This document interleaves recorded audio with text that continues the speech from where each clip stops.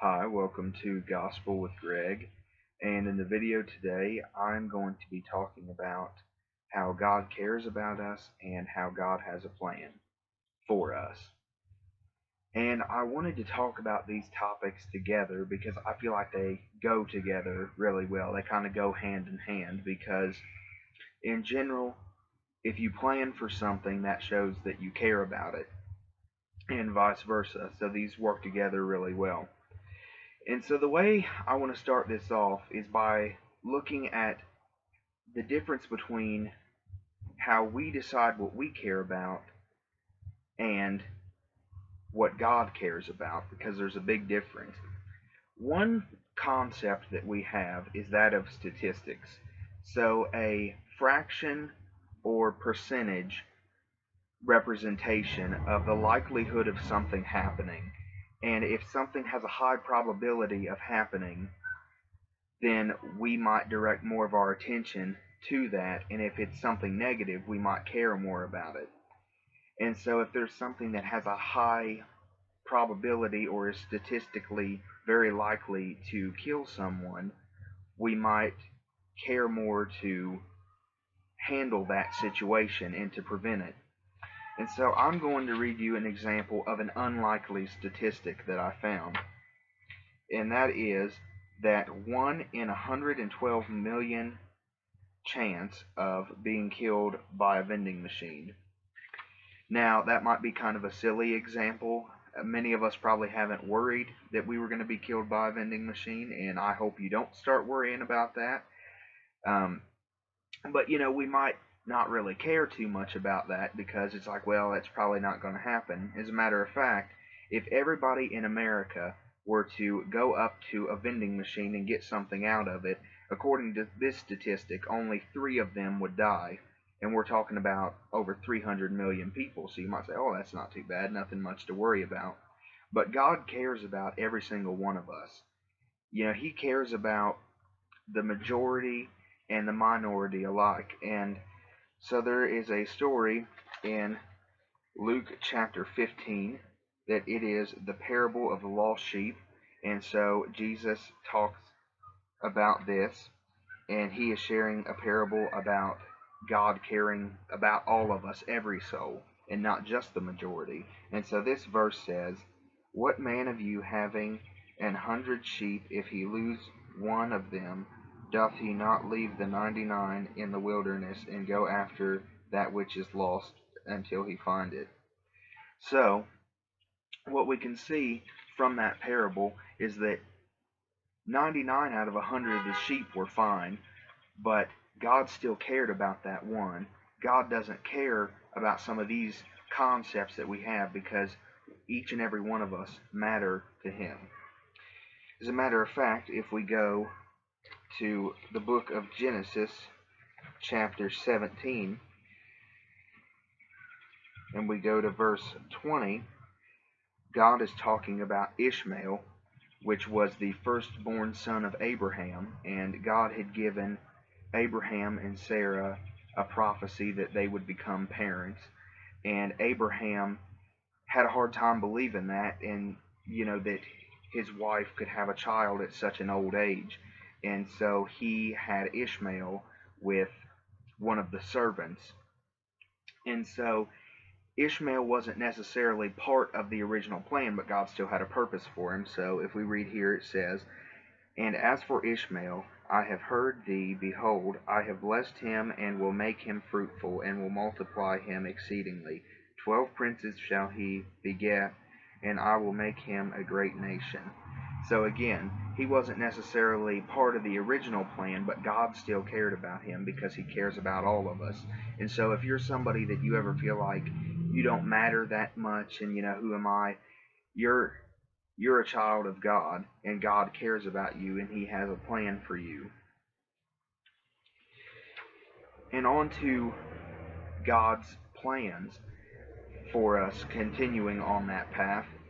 In the greater scheme of things, we have the prophecy of Jesus, and there are some direct prophecies of Jesus in the Old Testament, such as the 53rd chapter of Isaiah, but God had this plan that Jesus was going to be our Redeemer far before that. Because in the book of Genesis, that was written about 1450 BC, so 1400, 1500 years before Jesus came to earth in his physical form.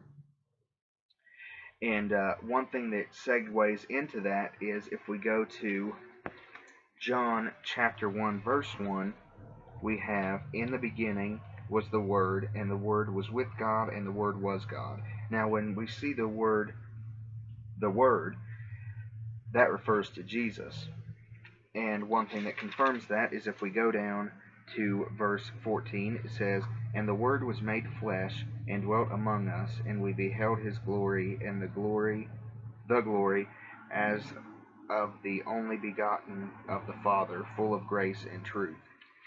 And so if we flip to Genesis 1, chapter 1, because it says Jesus was in the beginning, we have, in the beginning, God created the heaven and the earth.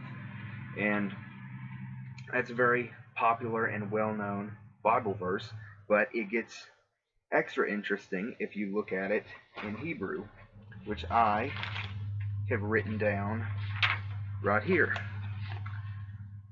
And so I'm going to explain some things about how Hebrew works. I have a couple links in the description. They're the last two links of videos of a guide that explains this more in depth. I can only say a couple things just to get us on the same page for the sake of time. But Hebrew reads right to left, so we would read this way instead of this way like we do in English. And there are also pictures associated with each letter. So this black writing is the actual Bible verse of Genesis 1:1, and then these red pictures are the pictures associated with the letters, and I just did the first three words because that's what I'm going to be talking about. And so I'm going to read you this verse and talk a little bit about it and get into the prophecy nature of these pictures. Alright, so I'm going to do my best to pronounce this. So this is Bereshit bara Elohim et Hashemayim va'et haraetz. I had to look at my notes there for a minute, my pronunciation key. So the way this literally translates is, in beginning created God, this is a silent word, the sky waters, or the heavens, and the earth. And so the words that we're going to be looking at are Bereshit bara and Elohim. So again, in beginning created God. Alright, so John 1:1 told us that in the beginning was Jesus. And if we look in the first word of the Bible, what do we see right here? That's right, we see a cross. And so we're going to go through these pictures and what they mean. So we have a tent, a head, an ox head, teeth, a hand, and a cross. Well, these two letters right here, they actually are their own word, which is bar, which means sun. And so we have the sun, and this word, this picture, is an ox head, which means strength, and that is associated with God. Teeth are destruction, hand is willing or work, and then we have the cross on the end. So if we actually work this out, it is the Son of God is destroyed willingly on a cross. Pretty amazing that that is in the first word of the Bible. And then we move over here, again, the Son of God, and the word created. And that's really interesting too, that again, Jesus was in the beginning, and creating something is the beginning of it. So he's very entwined in the Hebrew language and the language of just how everything works. And so we look at Elohim, and this means God. And one very interesting thing is this M sound is plural in Hebrew, but this word means God, singular. So God chose a plural word to refer to his name, And so that refers to the Trinity of the Father, the Son, and the Holy Ghost. So let's go through these pictures. So again, we have the ox head of strength. This is a shepherd's crook. And this little stick man means revealing or revealed. Again, a hand, and then these lines are water or waves, you could say. So the strong shepherd, God, reveals his hand on the waters.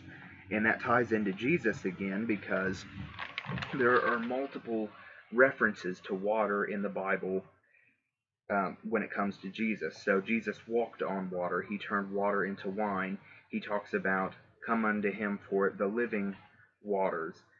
When he was crucified, there was a spear that pierced him, and blood and water came forth. And so and he was baptized in water as well. So there are multiple tie-ins between Jesus and water. And so just these first 3 words of the Bible directly talk about Jesus 14 to 1500 years before he even came to be, because God had a plan, because he cared about us so much. Alright, so I hope you enjoyed that illustration, and I will see you next time. God bless.